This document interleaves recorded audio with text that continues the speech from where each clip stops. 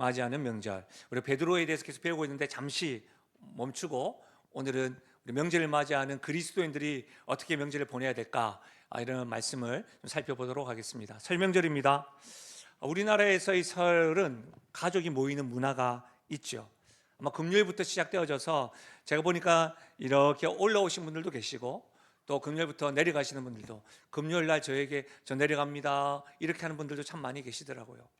어떠세요? 뭐 벌써 가족과 함께 보내고 또 가시고, 또 가족들과 함께 또 여행을 가신 분들도 계시고, 오래간만에 부모님의 모습들, 또 손자 손녀들 모습들, 또 자녀들 보니까 좋지 않으십니까? 참 반가울 것 같습니다. 저 역시도 부산에 내려갑니다. 오늘은 아니고 차가 조금 잠잠해질 때 가려고 합니다. 저도 막 기대가 됩니다. 근데 여러분 어떠세요? 흥미로운 것은 뭐냐면 이 명절이 기대감도 있지만 두려움도 동시에 불러일으킨다는 겁니다. 왜 그럴까요? 우리를 가장 사랑하는 사람들이 동시에 가장 깊은 상처를 주는 것이 또 가족이기 때문입니다. 이렇게 보면 가정은 가장 안전한 공간이어야 되는데 위험한 공간처럼 느껴지기도 합니다. 제가 이제 가족 치료 뭐 이런 것에 대해서 관심도 있고 해서 논문을 살펴보다가 한 가정 상담 전문가가 이렇게 분석해 놓은 것을 보았습니다. 한번 보십시오. 명절 갈등의 80%는 큰 사건 때문에 일어나지 않는다. 식사 자리에서 던진 말 한마디, 표정 하나, 혹은 아무 말도 하지 않는 침묵이 오래된 상처를 다시 건드리는 것이다. 이건 어떻게 생각하십니까? 저는 참으로 정확한 지적같이 들려졌습니다. 우리 가정의 갈등을 한번 들여다보십시오. 대부분 거창한 문제에서 터지지 않습니다. 오히려 아주 사소하고 작은 것들, 말투 있잖아요. 말투가 왜 그래? 이런 거 있잖아요. 눈빛이 왜 그래? 난 원래 이랬어. 눈빛이 왜 그래? 그리고 또 식사 자리에서 이렇게 있어요. 갑자기 한숨? 뭐 그런 거 있잖아요. 왜 맨날 그 모양이야? 그래, 누구는 잘 하더라. 뭐 이런 말들 있잖아요. 이런 단정적인 한마디, 그런 말들에서부터 시작되는 것 같습니다. 참 이상하지 않습니까? 사회생활을 하는 우리들은 직장 동료의 어떤 무례한 말에는 참습니다. 그런데 아버지나 어머니의 한마디에는 마음이 무너집니다. 왜 이럴까요? 우리는요, 가장 가까운 사람에게 이 방어할 수 있는 그 방패, 방어막이 얇아요. 그래서 가장 가까운 사람이 모이는 가정은 사랑의 공간이면서 가장 깊은 상처가 오가는 곳입니다. 오늘 함께 살펴보는 이 에베소서 본문은 우리의 이 아픈 현실을 분명하게 직면하게 하고 또 그것에 대해서 말씀을 들려주십니다.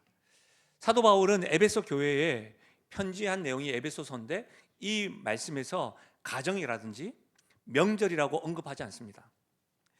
그가 말하는 것은 가장 가까운 사람들 속에서 의 어떤 삶을 어떻게 살 것인가 이렇게 이야기하고 있는데, 저는 이 말씀이 가장 가까운 삶, 특히 명절을 보내는 가족들, 이렇게 말씀이 읽혀졌고, 여기서 말하는 영적 원리 두 가지를 우리가 살펴보려고 합니다. 여러분 잘 생각해 보십시오. 매년 맞이하는 명절이지만 우리의 믿음이, 우리의 신앙이 이 명절날 그리스도인으로서 어떻게 작동해야 될까, 이와 같은 관점으로 두 가지 영적 원리를 살펴보면서 은혜를 발견하고 또 은혜를 누릴 수 있기를 바랍니다. 첫 번째는 뭐냐면 관계를 무너뜨리는 것에 대해서 그 원인에 대해서 알려주는데요, 관계를 무너뜨리는 것은 마음속의 쓴뿌리가 말이 되어서 터질 때, 다시요, 마음속에 있는 쓴뿌리가 말이 되어 터질 때 관계를 무너뜨린다고 해요. 여러분, 사람마다 상처라고 말하는 쓴뿌리 하나쯤은 다 가지고 있습니다. 믿음의 선배님들도 아버지 어머님들도 어린아이들도 다 가지고 있어요. 눌릴 수 있는 힘이 좀 다를 뿐이지 다 가지고 있어요. 근데 어느 날에는 그 쓴뿌리가 자라나서 날카로운 말로 되어 터질 때가 있습니다. 그때가 아무리 견고하게 생각되어지는 그 관계가 무너지는 순간입니다. 오늘 31절 말씀을 우리 읽었지만 다시 한번 더 읽어볼까요? 31절입니다. 다시 읽겠습니다. 시작. 너희는 모든 악독과 노함과 분냄과 떠드는 것과 비방하는 것을 모든 악의와 함께 버리고. 사도 바울은 지금 6가지를 나열하고 있습니다. 악독, 노함, 분냄, 떠드는 것, 비방하는 것, 모든 악의입니다. 이것을 한글로 볼 때는 구별하기가 좀 쉽지 않습니다. 그런데 원어로 보면 너무나도 선명하게 드러납니다. 근데 재미난 구조가 있어요. 이것이 단순한 나쁜 행동을 나열한 목록이 아니라는 겁니다. 요즘으로 말하면 하나의 서사, 이야기입니다. 어떤 이야기요? 우리 마음속에 작은 감정이 시작되고 자라나고 폭발하고 결국에는 그것이 소중한 관계를 무너뜨리게 하는 치명적인 서사, 이야기를 지금 이 한 절에서 살펴볼 수가 있다는 거예요. 한마디로 말하면 마음에서 시작된 말로부터 터져나온 것이 그 관계를 무너뜨리게 된다는 겁니다. 그러면 이 서사를 이해하려면 이 6가지 단어를 좀 살펴보는 것이 유익할 것 같습니다. 먼저는 악독입니다. 이 악독의 원어적인 의미는 쓴맛입니다. 쓴맛. 근데 이 원어가 어디에도 더 사용되어졌냐면 히브리서 12장 15절인데요. 들어보십시오. 너희는 하나님의 은혜에 이르지 못하는 자가 없도록 하고 또 쓴뿌리가 나서 괴롭게 하여 많은 사람이 이로 말미암아 더럽게 되지 않게 하며. 이 악독이라고 하는 쓴맛이 바로 쓴뿌리입니다. 같은 의미죠. 그러니까 여러분, 이 악독은 뭐냐? 우리 마음속에 있는 쓴뿌리입니다. 여러분, 쓴뿌리의 특징은 뭔지 아세요? 표면으로는 드러나지 않아요. 마음 깊은 곳에 자리 잡은 서운함, 원망, 해묵은 감정들이 쓴뿌리입니다. 이런 거 있잖아요. 명절에 이제 가족이 만나면 사실은 이런 쓴뿌리들이 스물스물 올라오는데 그런 거 있잖아요. 그때 아버지가 나에게 했던 말, 그게 몇십 년이 지났는데도 불구하고 사라지지가 않는 거예요. 저 사람은 나를 한 번도 인정해 준 적이 없어. 어머니는 늘 형만 편들어. 이런 것들이 쓴뿌리입니다. 가만히 있다가 시간이 지났음에도 불구하고 웃고는 있습니다. 근데 마음속에는 이런 감정들이 있습니다. 근데 이게 뭐예요? 이런 감정들이 우리를 갉아먹고 있어요. 이 쓴뿌리는요, 가족 관계뿐 아니라 가장 가깝다고 생각하는 영적 가족인 교회 안에서도 쉽게 자라납니다. 그래서 우리의 관계를 무너뜨립니다. 근데 문제는 이거예요. 이 쓴뿌리는 결코 조용히 나 자신만을 갉아먹고 머물지 않습니다. 자라납니다. 자라나서 어느 순간 어떻게 해요? 어떤 순간이 딱 터졌을 때 터져버립니다. 그것이 노함과 분냄입니다. 근데 이 노함과 분냄도 뭐 별로 구분될 수가 없잖아요. 근데 원어로 보면 이 노함이라는 말이 티모스, 분냄이라는 말이 오르게 있는데 이런 거예요. 노함과 분냄의 차이는, 노함은 갑작스럽게 폭발하는 거예요. 명절날 식사하는데 갑자기 젓가락 못 먹겠네. 또 그 소리가 이러고 갑자기 그럼 분냄은 뭘까요? 못 먹겠네. 일어나가지고 나갑니다. 끝. 전화도 안 받습니다. 끝까지 가는 거죠. 이해가 되십니까? 저의 이야기가 아닙니다. 쓴뿌리가 자라나서 순간 폭발합니다. 그게 노함. 그 순간 폭발하는 거 끝나지 않고 계속해서 지속적으로 폭발하는 것이 분냄. 여러분, 쓴뿌리가 충분히 자라면 어느 순간, 아주 작은 순간에도 노함으로 터져버립니다. 그리고 그 노함이 한번 터진 후에 꺼지지 않습니다. 지속적으로 어떻게 분냄으로. 이런 거 경험해 보지 않으셨습니까? 제가 보니까 웃는 거 보니까 저의 뿐만 아니라 다 모두의 이야기인 것 같기도 합니다. 그 다음에 어떤 걸까요? 떠드는 것입니다. 이거 뭘까요? 고함 지르는 겁니다. 분노가 소리가 되어서 나타나는 것이 떠드는 겁니다. 보십시오. 쓴뿌리가 노함, 순간, 분냄, 지속적으로 하면서 어떻게 해요? 와! 떠드는 겁니다. 목소리가 높아집니다. 여러분, 굉장히 익숙하면서 씁쓸한 우리의 풍경이지요. 근데 여러분, 문제는 뭐예요? 이 소리가 높아질 때에, 그 소리가 높아질 내용이 뭐냐? 축복해! 이렇게 하지 않습니다. 비방입니다. 비방. 근데 여기서 말하는 비방은 상대방의 행동을 지적하는 것이 아니라 존재 자체를 공격하며 깎아내는 겁니다. 비방은. 제가 결혼한 이후에 굉장히 심한, 제가 생각하기에는 굉장히 심한 비방을 제 아내한테 들은 적이 있습니다. 결혼했습니다.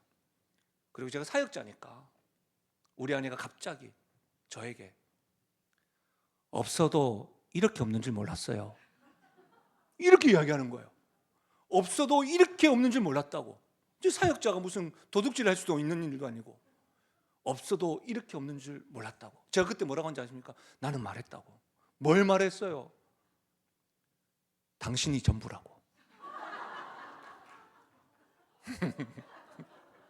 여러분, 이 비방이라고 하는 건 비방이라고 하는 건 행동을 지적하는 것이 아니라 마음을, 존재 자체를 공격하는 건데, 뭐야? 한마디로 인신공격입니다. 우리가 상대방, 특히 가족들에게 말하는 것을 한번 점검해 보십시오. 너는 왜 항상 그 모양이야? 여기서 뭘까요? 항상, 이게 문제. 항상 그 모양이야. 당신은 안 변해. 평생 안 변해. 내가 몇 년 같이 살았어? 세월이 20년 넘었어. 저의 말 아닙니다. 평생 안 변해. 항상 평생. 이런 말 들은 적 있으십니까? 이런 말 들으면 여러분, 그 사람은 행동을 수정해야 되겠다 이런 생각하지 않습니다. 존재 자체가 부정당했다고 여기면서 상처받습니다.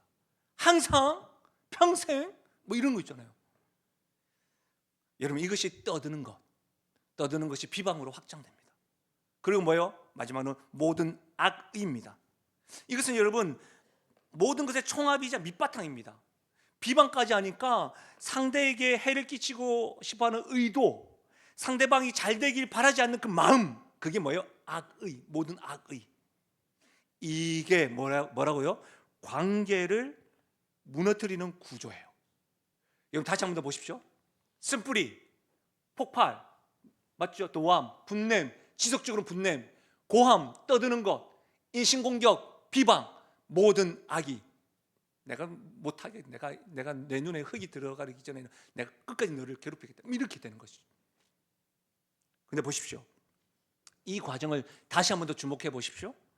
쓴뿌리, 폭발, 지속적인 분노, 고함, 인신공격, 모든 악의. 여기에서 이 과정, 관계를 무너뜨리는 구조인데 출발점이 어디입니까? 쓴뿌리입니다. 상대방의 행동이 아닙니다. 나의 마음속에서 자란 쓴뿌리입니다. 여러분, 이것이 성경입니다. 이 성경은 우리의 시각을 뒤바꿔 놓습니다. 우리는 보통 이렇게 말하죠. 저 사람이 그렇게 하지 않았다면 나도 화를 내지 않았을 거야. 어머니가, 부모님이 그 비교 말만 하지 않았어도, 형이 그런 식으로 나를 무시하지 않았어도 다 뭐예요? 관계가 무너진 이유는 상대방의 탓으로 돌릴 때가 많습니다. 그러나 여러분, 오늘 성경의 사도 바울의 음성, 문제의 뿌리가 상대방의 행동 자체에 있다고 보지 않습니다. 문제의 뿌리는 상대의 행동에 대해서 나의 반응, 내 안에 있는 반응이 있다는 겁니다. 그 핵심 뭐예요? 쓴뿌리라는 겁니다. 여러분, 명절에 한번 적용해 볼까요? 상상을 해보는 거죠. 식사 자리에 부모님들은 걱정이 되시니까, 너는 왜 아직도 그 모양이야? 취업도 결혼도, 뭐 요즘에는 이런 말 하면 안 된다는 걸 아시니까 너는 아직도 말아야지. 벌써 상처받았습니다. 그렇잖아요. 여러분, 이런 말 자체가 상처입니다. 실제로 해서는 안 되는 말입니다. 내 습관처럼 나옵니다. 근데 왜 그래요? 기대가 되니까, 사랑이 되니까. 적어도 내 아이만큼은, 내 아이가 이전에 안 그랬는데 내 아이만큼은 잘 될 것이다, 내 부모님만큼 좀 더 될 것이다. 여러분도 저에 대한 기대가 있지 않습니까? 없군요. 그런 기대가 있으니까 그런 말들 하는 것이죠. 근데 여러분, 이런 말들이 우리 안에서 핵폭탄처럼 폭발하는 이유는 그 한마디의 폭발력도 있지만 우리 안에 있는 이미 수십 년간 자라난 이 쓴뿌리가 있기 때문입니다. 그 쓴뿌리가 도화선이 되어서 불이 나서 이렇게 폭발하는 것이죠. 저는 목회 현장에서 많은 이야기를 듣습니다. 특별히 수많은 가정의 이야기를 듣습니다. 근데 여러분, 수많은 가정의 상처 이야기를 듣는데 모두가 다 사랑합니다. 미워하는 분이 없습니다. 사랑하고 아끼고 그럽니다. 기대가 크니까. 실망도 크고 실망이 되어서 그냥 말이 날카롭게 무기가 되어져서 부모와 배우자와 자녀와 형제들에게 지우지 못할, 지워지지 않는 피멍을 들게 만드는 겁니다. 여러분 어떠세요? 지워지지 않는다니까요. 여러분의 가정은 어떻습니까? 근데 성경은요, 우리에게 단호하게 명령합니다. 이 모든 것을 버리라. 다시 한 번 더 31절 보실까요? 31절 이 말씀을 듣고 다시 한번 읽겠습니다. 시작. 너희는 모든 악독과 노함과 분냄과 떠드는 것과 비방하는 것을 모든 악의와 함께 버리고 버리라. 이 원어적인 의미는 들어 올려서 다른 곳으로 놓으라 라는 뜻이에요. 들어 올려라. 내 안에서 뭐 해결하라, 내 안에서 삭제하라가 아니라 들어 올려서 버리라. 무거운 짐을 벗어 던지는 것처럼 버리라, 이런 거예요.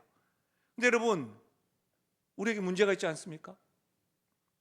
우리 마음속에 자리 잡고 있는 이 쓴뿌리, 이 감정의 패턴 스스로 벗어버려지던가요? 버려야 되는 거 아는데, 이렇게 하면 안 되는 거 아는데 되던가요? 안 돼요. 이런 거 있잖아요. 이번 명절에 내가 꼭 참아야지. 내가 이번엔 절대로 화내지 않아야지. 내가 툭 치지 않아야지. 상처 주는 말은 참아야지. 쪽 참아야지. 잘 참다가 부모님이 싸준 반찬을 또 가져가라는 거. 아유, 괜찮아요. 요즘에 다 사 먹어요. 야! 엄마가 어떻게 준비했는데 그 순간 마지막에 문 닫을 때 우리 그럴 때 있잖아요. 잘 참다가. 여러분, 제가 지금 뭘 말씀드리는 거예요? 수백 번 결심하고 다짐해 보아도 얼굴만 대면하면 올라오는 거 어떻게 실패하고 맙니다. 이게 우리의 현실 아니냐 이거예요. 근데 성경은 버리라예요. 버리라. 근데 이게 놀라운 건 뭐냐면 짜잔, 수동태 명령어예요. 능동태 명령어면 너가 해라, 너 버려야 돼. 근데 수동태라니까요. 이 말은 무슨 말이에요? 내가 뼈를 깎는 노력으로 이 쓴뿌리를 파내고 삭제하는 것이 아니라 들어서 누구에게? 하나님에게로. 들어서 성령님에게 이것을 제거해달게 해라, 제거해달라고 해라, 이 말을 해요. 이 말 얼마나 중요하면 제가 목이 쉬겠습니까? 사랑하는 여러분, 우리 안에 있는 쓴뿌리가 분노로 확장되는 것을 절제하는 것은 내 인격으로나 내 힘으로 하는 것이 아닙니다. 내 마음과 내 주권과 내 마음의 억울한 상처를 성령께서 지워주시기로 어떻게 들어서 성령님께 맡겨드리는 겁니다. 그분의 사랑으로 내 마음을 만져주시기를 바라는 겁니다. 이것이 우선되어야 합니다. 이것이 버리라라고 하는 명령입니다. 사랑하는 여러분, 명절을 앞둔 우리 마음속에 혹여라도 내가 저 사람보다 낫다라고 하는 생각이라든지 저 사람은 편하지 않아, 이런 교만과 정죄가 도사리고 있다고 한다면, 오 주님, 이 마음이 하나님이 기뻐하지 않는 마음인 줄 아는데 치워주시기를 원합니다. 이렇게 기도할 수 있기를. 주님, 이런 마음 드는 것이 모든 악입니다. 들어서 주님께 올려드릴 수 있는 우리 모두가 될 수 있기를 주의 이름으로 부탁드립니다. 그래서 이번 명절에는 사랑하는 여러분, 우리의 입술을 성령님께 한번 맡겨보시는 건 어떠실까요? 비방의 말이 딱 떠오를 때, 아, 주님 오래 참음, 사랑은 모든 걸 견디는 거야. 눈빛을 강하게 할 때마다 눈빛 왜 그러냐고, 원래 이런데, 그렇죠? 눈빛 대신에 사랑의 눈빛으로 기도하겠노라고, 이렇게 선택하는 그리스도인이요 성도 되시기를 주의 이름 부탁드립니다. 두 번째 영적 원리가 뭐냐? 그러면 관계를 세울 수 있는, 관계가 무너지는 이유, 원인을 알았는데 성경은 관계를 세울 수 있는 근거를 말하고 있습니다. 굉장히 중요한데요. 한번 따라 하실까요? 나에게 베풀어 주신 하나님의 은혜로, 이 부분이 중요합니다. 이동하는 것이다. 이동하는 것이다. 뭐 하는 것이라고요? 이동하는 것입니다. 나에게 베풀어 주신 하나님의 은혜로 움직이는 것, 이동하는 것이라는 거예요. 이게 뭐라고요? 무너진 관계를 세울 수 있는 원리입니다. 32절, 서로 친절하게 하며 불쌍히 여기며 서로 용서하기를 하나님이 그리스도 안에서 너희를 용서하심과 같이 하라. 우리는 이런 말씀을 볼 때마다 시선이 후반부보다 전반부에 집중할 때가 있습니다. 아, 서로 친절하라는 말이구나. 서로 불쌍히 여겨야 되는구나. 서로 용서해야 되는 거구나. 그래, 내가 친절해야 되지. 아, 내가 목사니까, 내가 직분자니까, 내가 아버지니까, 내가 어머니까 내가 불쌍히 여겨야지. 용서하지 않으면 나만 손해야. 그렇지, 용서해야 자유할 수 있잖아. 용서해야지. 여러분, 말씀드렸지만 정직하게 잘 되느냐 이 말입니다. 우리는 조건 없이 누군가를 긍휼히 여기고 용서할 수 있는 힘이 우리 안에 없어요. 없다니까요.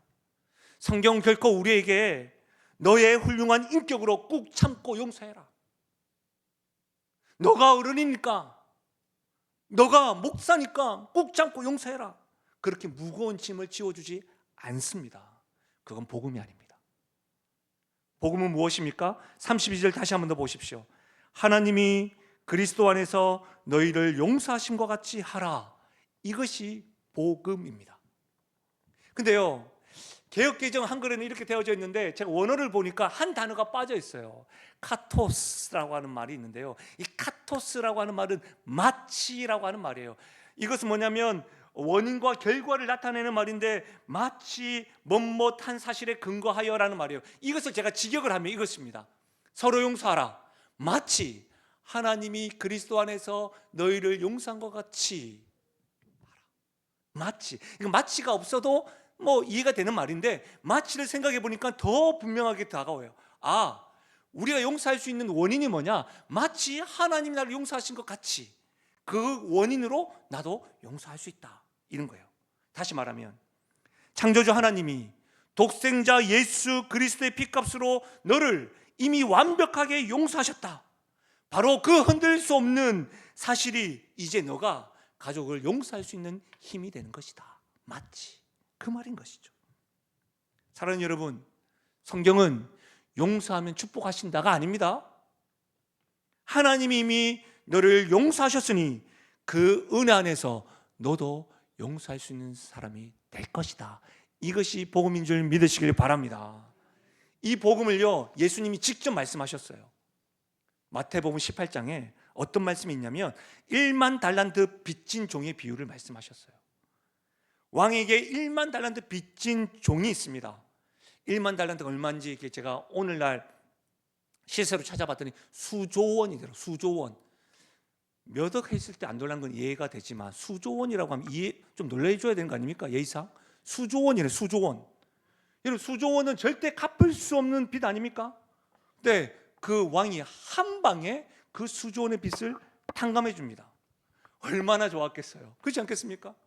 저도 누군가가 저의 학자금 대출을 주고 갚아줬으면 좋겠습니다. 그럼 룰루랄라 하지 않겠습니까? 여러분, 수조 원이라니까요. 룰루랄라 하는데 눈앞에 누가 보이냐면 자기 자신에게 100데나리온 빚진 자가 보이는 거예요. 그러니까 수조 원 탕감받은 자가 그 사람을 보고 나서 했던 행동이 뭐냐면 멱살을 잡습니다. 그러고 나서 빚 갚아라, 빚 갚아라, 이렇게 이야기하는 겁니다. 이 이야기가 예수님의 비유입니다. 예수님이 이 비유를 통해서 우리에게 무엇을 말씀하시는 걸까요? 너는 수조 원의 빚을 탕감받은 사람이다. 그런데 너는 1,000만 원을 받으려고 형제의 목을 잡고 있느냐? 이것이 말이 되느냐? 이것을 묻고 있는 거 아니실까요? 여러분, 성경책에 나중에 한번 찾아보십시오. 마태복음 18장에 보면 1만 달란트 비유가 나오는데 그 비유의 소제목이 1만 달란트의 비유라고 되어지지 않고 용서할 줄 모르는 종의 비유라고 되어져 있어요. 사랑하는 여러분, 예수님의 말씀, 이 비유의 말씀을 이번 한 주간 우리가 맞이하는 명절의 식탁 위로 가져가 보시는 것은 어떠실까요? 부모님이 또 내 가슴을 후벼파는 말을 할 수도 있을 것 같습니다. 형제가 이기적이고 불공평한 행동을 합니다. 배우자가 명절 준비 과정에서 무시하는 듯 말을 합니다. 여러분, 이런 것들은 상처가 됩니다. 실제적인 흔적을 남기는 아픔입니다. 저는 이것을 절대로 아무렇지 않다라고 말하는 것이 아닙니다. 상처가 되는 거 맞습니다. 그 순간 어떻게 돼요? 37절의 과정처럼 쓴뿌리가 다시 올라옵니다. 분냅니다. 노합니다. 떠듭니다. 비방하게 됩니다. 그러면서 내가 절대 내 안에 모든 악의가 드러납니다. 여러분, 그렇게 작동되는 겁니다. 근데 그 순간 말입니다. 내가 그리스도인이라고 한다면, 그리스도 안에 속해 있는 나라고 한다면 성령께서 우리 안에 복음이 이렇게 작동되는 겁니다. 사랑하는 아들아, 사랑하는 딸아, 너는 하나님 앞에서 얼마나 큰 빚을 진 사람이었느냐? 너는 하나님 앞에서 어떤 사람이었느냐? 그런데 하나님이 너를 그리스도의 십자가를 통하여 그 빚을 다 탕감해 주셨다. 너가 지금 상대방에게 요구하는 그것, 그 빚에 비하면 그건 얼마나 작은 것이냐? 이렇게 이 복음이 우리에게 들려지는 겁니다. 이런 복음이 우리에게 질문하는 겁니다. 사랑하는 여러분, 만약 여러분이 그리스도인이라고 한다면, 만약 여러분이 그리스도께 속한 사람이라고 한다면 이 복음이 들리지 않을 수가 없습니다. 만약 그 순간이 들려진다고 한다면 우리는 그 순간 용서할 수 있는 힘이 되는 시간인 겁니다. 왜요? 그 질문이 딱 들려지는 순간 우리는 지금까지 나는 피해자였다고, 저 사람이 나를 무시했잖아, 저 사람이 나에게 항상 불공평했잖아, 항상 그렇게 말했잖아. 그 피해자의 자리에서 이 복음이 들리는 순간 용서받은 채무자의 자리로 이동하게 되는 겁니다. 사랑하는 여러분, 다시 말하면 관계를 세울 수 있는 유일한 근거는 나에게 베풀어 주신 하나님의 은혜를 받은 자리로 이동하는 겁니다. 피해자의 자리, 재판자의 자리가 아니라 이제 어디예요? 은혜 받은 자리로 이동하는 겁니다. 사랑하는 여러분, 오해하지 마십시오. 말씀은 너의 고통이 작으니까 참아 이렇게 말하는 것이 아닙니다. 우리가 받은 상처는 진짜입니다. 그 아픔은 실제입니다. 근데 하나님도 그 아픔을 아십니다.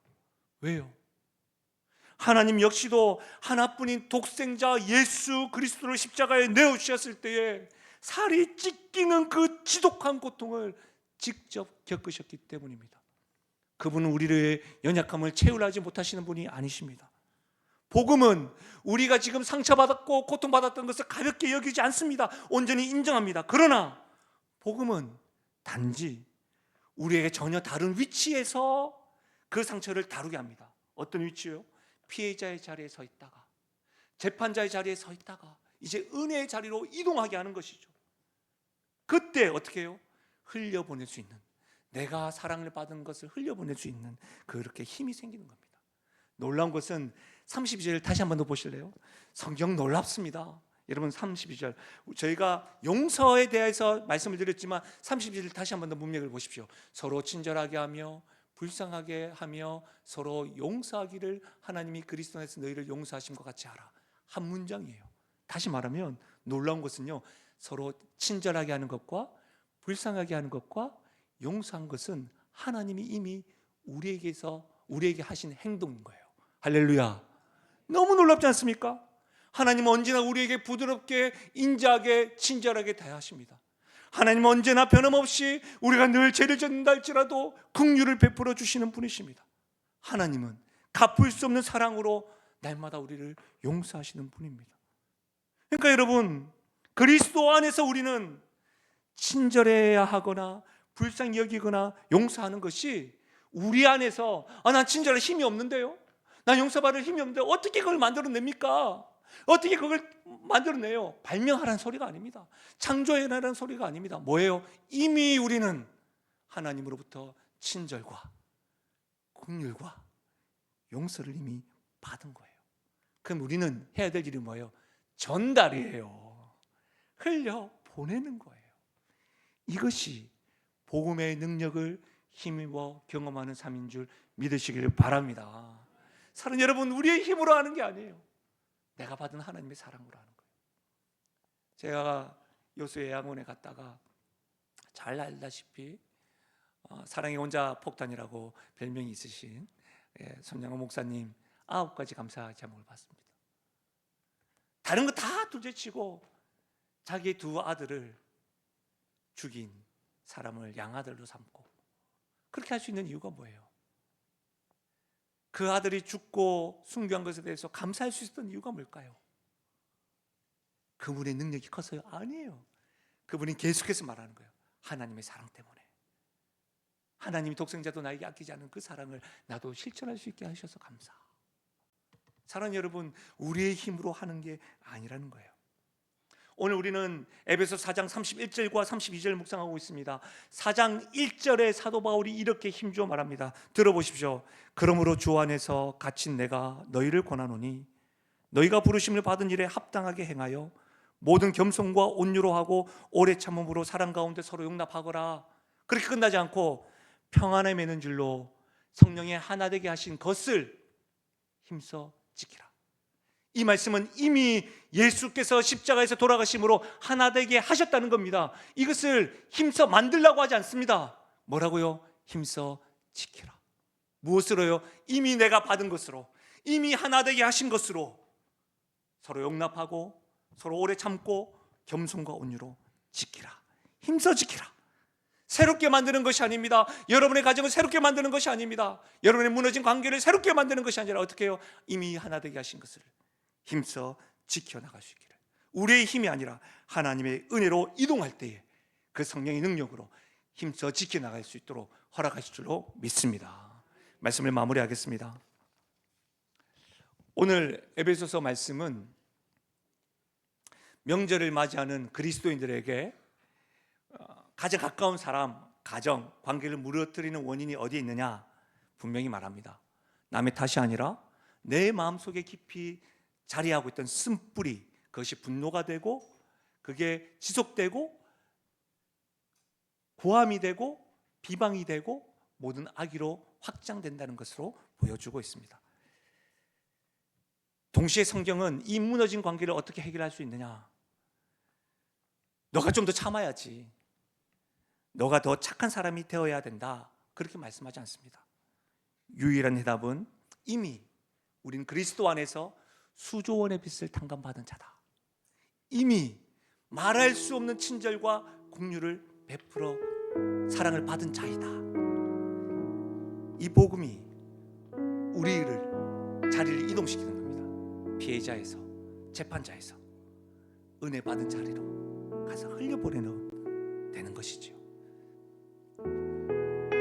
제가 말씀을 준비하다가 이 말씀이 마음에 잘 새겨지도록 하는 좋은 이야기가 없을까 찾다가 어니스트 허밍웨이의 단편 소설인 세상의 수도라고 하는 그 첫머리에 등장하는 유명한 일화 하나를 소개하려고 합니다. 해밍웨이는 이 소설의 도입부에서 당시 스페인 마드리드 사람들 사이에서 떠들던 농담 하나를 도입부에서 이렇게 소개합니다. 한번 들어보십시오. 당시 마드리드에는 이 파코라고 하는 이름이 우리나라의 그 철수, 영희 이런 이름처럼 흔했다고 합니다. 어느 날 이 10대 소년인 파코가 아버지와 심하게 다투고 난 이후에 집에 뛰쳐나가 버렸습니다. 홧김에 쫓아냈지만 아버지는 아들이 보고 싶은 겁니다. 동네를 찾았는데 찾을 수가 없었습니다. 그래서 아버지는 마지막 희망을 품고 지역 신문에다가 짧은 광고를 냅니다. 파코, 화요일 저녁에 호텔 몬타나 앞에서 만나자. 모든 것을 용서하마. 다 괜찮다. 아빠가. 이렇게 광고를 한 겁니다. 약속한 화요일 정오가 되었습니다. 이 아버지가 호텔 몬타나 앞 광장으로 나갔습니다. 그런데 그곳에서 만난 그 광경은 아버지가 놀랐습니다. 그 넓은 광장에 무려 800명이 넘는 청년이 저마다 초조한 얼굴을 가지고 모여 있었던 겁니다. 그들의 이름이 다 파코였습니다. 어딘가에서 아버지와 다투고 집을 나왔던 수백 명의 파코가 그 광고 한마디, 모든 것을 용서하마. 다 괜찮다. 이렇게 말해주는 아버지 단 한 줄이 그곳으로 몰려들게 한 겁니다. 사랑하는 여러분, 명절을 맞이하며 가족을 만날 때 기쁘기도 하지만 두려운 관계 속에 있는 분들도 있을 수 있습니다. 혹 우리 마음속에 누군가의 용서와 화해를 기다리면서 서성거리는 파코가 있을 수가 있습니다. 사실 우리는 힘이 없지요. 그러나 우리에게 늘 말씀하시는 하나님 아버지, 상호야, 내가 용서하마. 이제 괜찮다. 너희 아빠 성부 하나님이 이 음성이 나에게 작동될 때 그 순간 우리는 은혜의 자리로 가게 되는 겁니다. 그 사랑을 흘려보낼 때에 우리 안에 평안의 맨줄로 하나 되게 하신 것을 힘써 지켜나가는 하나됨의 기쁨을 누리며 나가는 이번 명절 그리스도인들 되시기를 주의 이름으로 축원합니다. 우리 시간에 이 말씀을 생각하면서요, 이 찬양으로 한 번이라도 좀 고백했으면 좋겠는데, 주님 앞에 이렇게 살아가기 원합니다 라는 뜻으로 우리 찬양하며 나가실까요?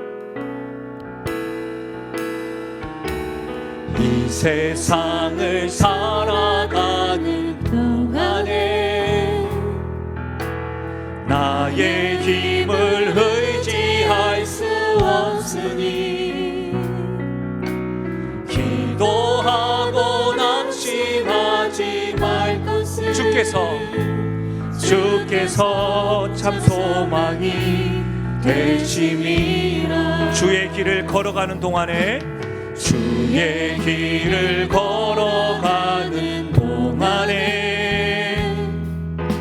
세상에 곧 의지할 수 없으니 감사하고 낙심하지 말 것을 주께서 참 기쁨이 되심이라. 주님 앞에 이렇게 고백하실까요? 하나님의 꿈이 나의 비전이 되고 예수님의 성품이 나의 인격이 되고 성령님의 권능이 나의 능력이 되길 원하고 바라고 기도. 우리 다시 한 번 더 고백하실까요? 하나님의 꿈이 나의 비전이 되고 예수님의 성품이 나의 인격이 되고 성령님의 권능이 나의 능력이 되길 원하고 바라고 기도합니다. 쓴뿌리는 쉽지 않습니다. 감히 상처받은 자에게 왜 상처받느냐 할 수 없습니다. 그러나 오늘 주님께서는 관계가 무너지는 구조를 우리에게 보여주셨습니다. 쓴뿌리는 쓴뿌리로 남지 않습니다. 확장됩니다. 그때 어떻게 해요? 버리라. 내 힘으로 하는 것이 아니라 어떻게 해요?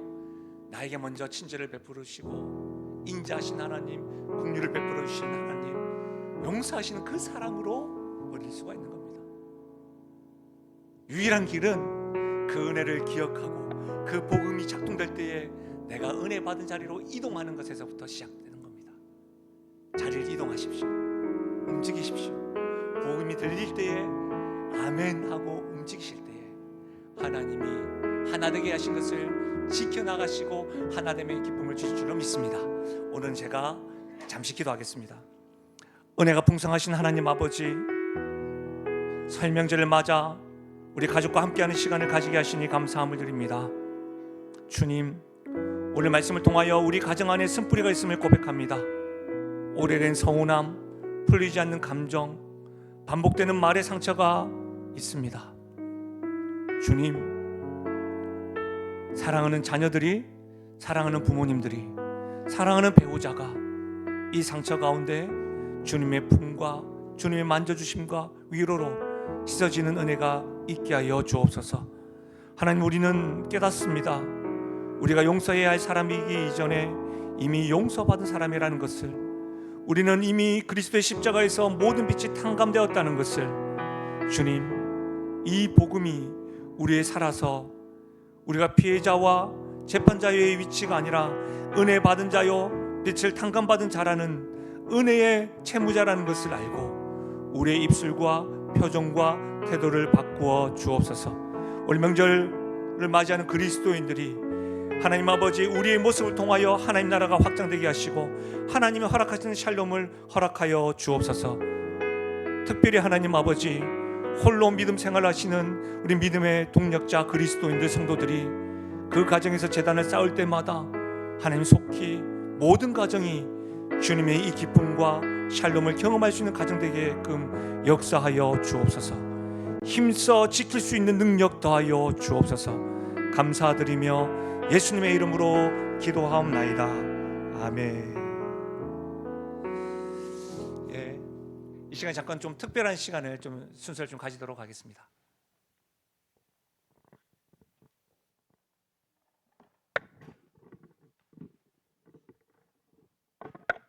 안녕하십니까. 청소년부 전도사 손창성입니다.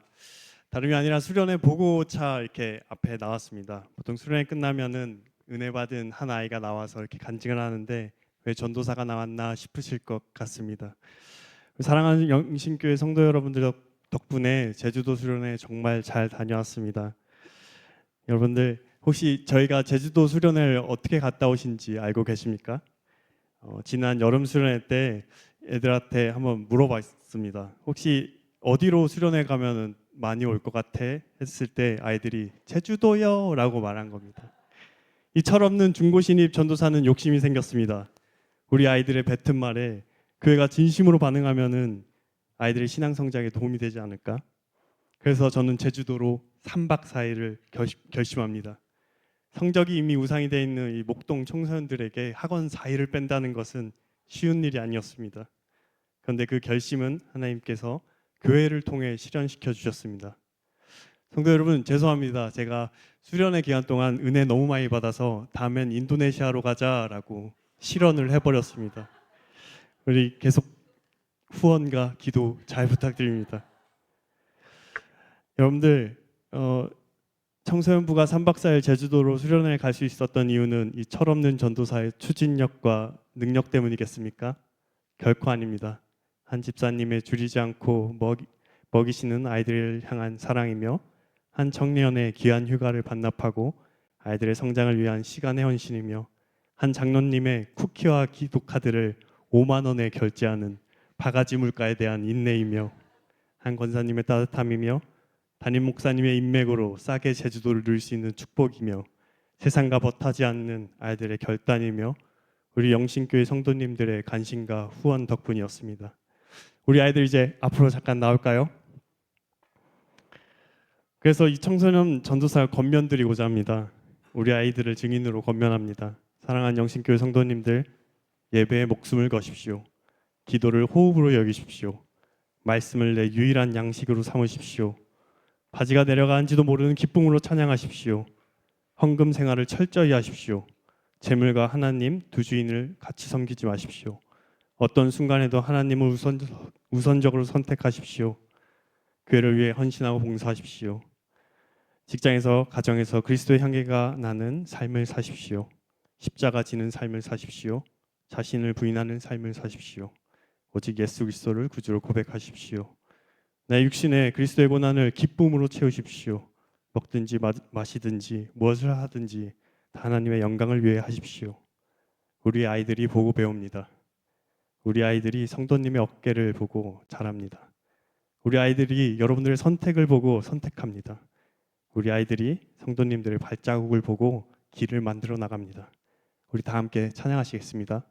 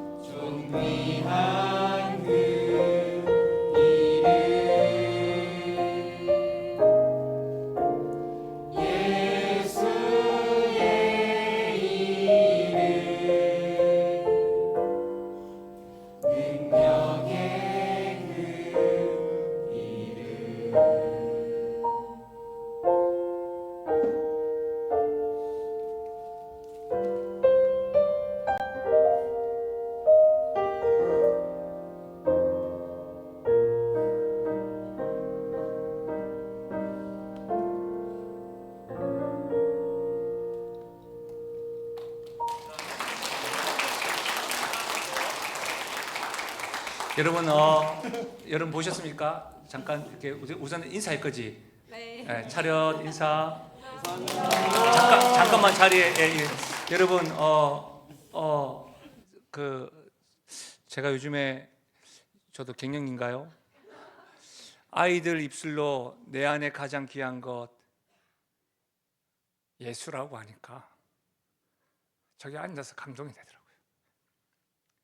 저는 이 아이들뿐만 아니라 우리 다음 세대들이 또 우리 성도들의 삶 가운데 내 안에 가장 귀한 것 예수 이렇게 고백되어지는 은혜가 있었으면 좋겠습니다. 그리고 담임 목사로서 다음 세대는 어떻게 보면 콩나물에 물 주듯이 계속 물을 주어야 되는데 이만큼 아이들이 컸습니다. 기도해 주셔서 감사하고 안 큰 것 같아도 콩나물이 이렇게 크듯이 잘 크고 있습니다. 계속 기도해 주십시오. 우리 모두가 다 나는 정말 예수 믿는 거 잘한 것 같습니다 라고 하는 고백으로 다 함께 일어나셔서 우리 청소년들과 다 같이 이 찬양으로 올려드리고 우리 예배를 폐하도록 하겠습니다. 나의 평생에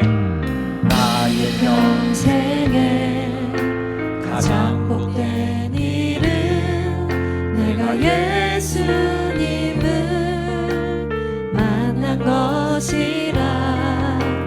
나의 평생에 가장 잘한 일은 내가 예수님을 주로 섬긴 것이라. 이 세상 살 동안 이 세상 살 동안 내가 걷는 길 때로는 험하여서 때론 험하여서 넘어질 때도 주의 강한 손이 나를 붙드시니 나는 예수님만 주로 섬기고. 사랑하는 여러분, 우리 이 시간에 이렇게 고백하며 나아가실까요?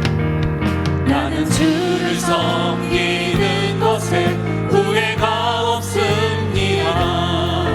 내가 걸어온 모든 시간 다 주의 은혜니 내가 걸어갈 모든 날도 주만 섬기며 살리.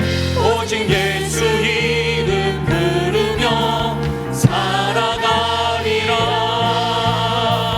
이것이 나의 간증이요 이것이 나의 찬송일세. 나 사는 동안 끊임없이 그 주를 찬송하리라. 나 사는 동안 끊임없이 그 주를 찬송하리라. 아멘. 오늘 명절 한 주간 주님 안에서 거하십시오. 우리 다시 한번 더 인사하실까요? 주님과 함께함이 복입니다. 새해 복 많이 받으십시오. 하나님의 복을 받겠습니다. 지금 우리 주 예수 그리스도의 은혜와 하나님 아버지의 무한하신 사랑과 성령 하나님의 위로 교통하심 충만하신 역사가 오늘 쓴뿌리 가운데 힘겨워하고 어려움이 있지만 이것이 관계가 무너지게 하는 과정인 줄 알고 주님께 맡겨드리기로 다짐하고 내가 받은 친절함과 인자하심과 긍휼하심과 용서하심을 기억하여 내가 이제는 피해자와 재판자가 아니라 은혜 받은 자임을 알고 그 자리에 이동하여 하나님의 사랑을 흘려보내기로 작정하고 다짐하며 나아가는 사랑하는 주의 백성들 머리 위에와 그들의 가정과 생업과 기도 제목 위에 특별히 사랑하는 다음 세대 머리 위에 지금부터 영원토록 함께 하시기를 축원하옵나이다. 아멘.